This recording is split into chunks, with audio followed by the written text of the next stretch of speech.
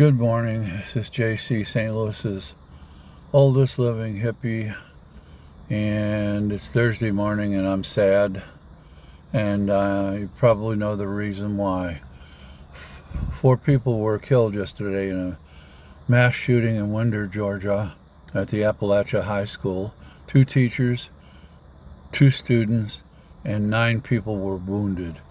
The weapon used was an AR-15, and they don't know yet how this student got the AR-15. They don't know whether it came from his father's collection of hunting rifles, which his father swears he did not have access to, which obviously he did, because if this was one of those rifles, he got into it, maybe broke into it or whatever, his father should also be arrested. Parents should be responsible for their children. But what I'm doing right now is looking through this article and looking here. It talks about up here. I'm looking for the student's name. Hold on. 14-year-old Colt Gray. He's a 14-year-old Appalachia High School student, and he was the shooter. All right. And it says 4 killed, 9 wounded, and here's how the shooting unfolded. Authorities said the first report of an active shooter came in at 10:20 a.m. Law enforcement arrived shortly after. This Hosey, I don't even know who he is. In addition to 2 school resource officers who were assigned to Appalachia High, the gunfire sent students and faculty desperately scurrying for cover as schools across the country went into lockdown. The parents scrambled for information. A high school resource deputy confronted the shooter, who got on the ground and was taken into custody. Okay, here's what he used. AR platform weapon used in the shooting. The weapon used in the shooting was an AR platform. That's an AR-15. Law enforcement official earlier told CNN it was an AR-15 style rifle. Yes, it was. But it did not provide any information on how investigators believe the weapon was obtained or any other details on weapon and ammunition used. I can tell you, as an owner of an AR-15 style weapon, that it's the ammunition that's dangerous, because the AR-15 style weapon shoots a bullet that is designed to go in the body and then start spinning out of control and just ripping through the body tissue. And it's not just to go through the body in and out. It's designed to go through the body and tear the body up inside as it lodges, or as it goes through the body. It's designed for maximum damage to the victim. All right. And it says authorities are investigating how the weapon was brought to school. We're still trying to clarify a lot of the timeline from that time that he got here to the school today until the incident. Well, here's the thing.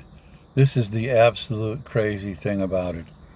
High school had received a phone threat. The high school had received a phone threat earlier. Okay? Multiple law enforcement officials told CNN. The phone call Wednesday morning warned that there were shootings at 5 schools and that Appalachia would be the first. It is not known who placed the call. Well, where the fuck were the police? Why didn't they lock it down? It was locked down. Why didn't the police get in there and fortify the thing? They had a phone call. There was going to be a shooting. And they didn't do anything to stop it. What the fuck is going on? And it says county schools went into lockdown. Okay, so they were in lockdown. It still didn't stop the shooter. Their apparent lockdown doesn't work. They need to rethink their policies and procedures and how to work. Myself, I'm trained in active shooter, and I was trained by the U.S. Air Force. And there's 3 things you should do if you're going to face an active shooter. First is hide. And if you can't hide, the second is exit the building.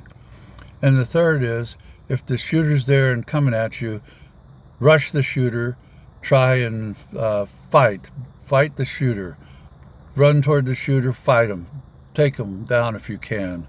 Try to get to them before they can shoot you. Those are the three things that you have to do in an active shooting situation. Hopefully the first two you can do, because the third one you may be hurt badly if you get shot, but you have to try and stop the shooter. Okay, pass all this bullshit about the government and blah, blah, blah, and blah, blah, blah. Here's the thing that's scary. How does this compare to past school shootings? Of the 45, now it's 45 school shootings this year, 32 have been reported in K-12, that's high schools, campuses, and 13 on university and college campuses. And here's the part that just drives you fucking crazy. The United States has suffered 385 mass shootings so far this year, according to the Gun Violence Archive. CNN defines mass shootings as those in which 4 or more victims are shot. That's an average of 1.5 mass shootings per day. 1.5 fucking mass shootings per day. Why are we not stopping this?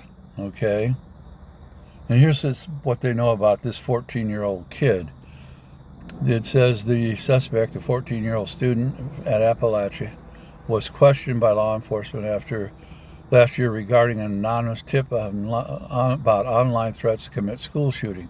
According to the joint statement from the FBI Atlanta and the Jackson County Sheriff's Office, he denied making the threats online, the agency said. The online threats included photographs of guns, the statement said. What the fuck are we doing? Why are we not following up on these things? When these kids make online threats, when they make online statements, online manifestos, why are we not going and getting them some psychological help or even fucking arresting them? They should be arrested when they go online and make statements that they're going to commit a school shooting. That's, it's like if I went out and threatened a political person, official, or someone in office. Why are they not taking the same stance with these types of shootings? Because they're threatening the students. If a person goes online, threatens to do a school shooting, that person should be put in jail for 3 or 4 years, just like they put me in jail for 3 or 4 years if I threatened somebody's life. The father stated that he had hunting guns in the house, but the subject did not have unsupervised access to them, the statement said. Bullshit. Anytime there's guns in the house, there's unsupervised access. Locked or unlocked, the locks can be broken. And so, I don't know what else to tell you. Here's one part that's kind of interesting. Then I'll probably go. This is getting long. One student, Layla Sayerath, said the suspect left the classroom at the beginning of their Algebra 1 class around 9:45 a.m. When the suspect returned near the end of the class, he knocked to get back in. Another student went to open the door, but Layla said they noticed the gun and didn't open the door. She said the shooter went to the classroom next door and opened fire. Why wasn't that classroom locked down, just like the one he was in? All of these stupid things it drives you nuts. Hard to believe all these mistakes. When you're protecting students, I mean, if you're going to lock down the algebra class door so they can't get back in without knocking, all the doors should be locked down so that the students are locked out in the hall away from all the students in the classroom. Did not happen. This is a fucking Greek tragedy. That's what it is. And it's unbelievable that it happened. It's going to happen again. It'll keep happening until we learn to look at these people, look at their psychological profiles, and arrest their ass or put them in mental institutions before they get the chance to do what they're threatening to do. What is wrong with our system where when we see these people online, the FBI doesn't go after them? Unfucking believable. Well, I don't have much time left. This is JC, St. Louis's oldest living hippie, saying, I am so sad, and I don't know what to tell the families. because there's nothing that anyone can do. The students are lost. They can't ever come back again. So all I can say is hope the people who were shot